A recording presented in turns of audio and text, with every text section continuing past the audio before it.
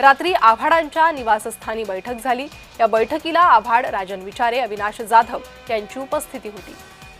मनसे 31 ते 32, ठाकरे 50 ते 55, राष्ट्रवादी 35 ते 40, काँग्रेस 5 ते 10 जागांवर लढेल अशी माहिती सूत्रांनी दिली आहे। अधिक माहिती या संदर्भात घेऊयात। आमचे प्रतिनिधी कुणाल भोईटे सध्या आपल्यासोबत जोडले गेले आहे।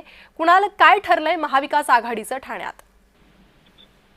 प्रणिता, एकंदरीत ठाकरे बंधूंच्या युतीनंतर ही पहिलीच बैठक जी आहे ती एकंदरीत आव्हाड यांच्या बंगल्यावरती झालेली आहे।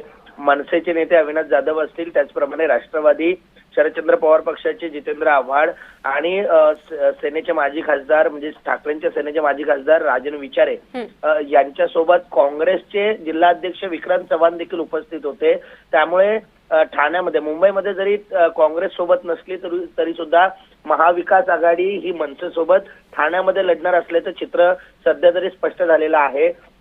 जागा वाटपाचा फॉर्म्युला सूत्रांच्या माहितीनुसार मनसेला 31 ते 32 जागा मिळण्याची शक्यता आहे, तर ठाकरेंच्या शिवसेनेला 50 ते 55 जागा मिळतील, राष्ट्रवादीला 35 ते 40 जागा मिळण्याची शक्यता आहे, तर काँग्रेस 5 ते 10 जागांवर लढू शकतात। ही डोबल जरी आकडेवारी असली तरी सुद्धा येत्या काळामध्ये ही आकडेवारी निश्चित होऊन जागा वाटपाचा फॉर्म्युला जो आहे तो महाविकास आघाडीच्या नेत्यांकडून सांगितला जाऊ शकतो। त्यामुळे प्राथमिक दृष्ट्या दोन्ही ठाकरे बंधू एकत्रित आल्यानंतर महाविकास आघाडीची ही पहिलीच बैठक मनसेसोबत झालेली आहे। त्यामुळे येत्या काळामध्ये काय नेमका जागा वाटपाचा फॉर्म्युला असेल हे पाहणं महत्त्वाचं असणार आहे। अगदी कुणाल, धन्यवाद या सविस्तर माहितीसाठी।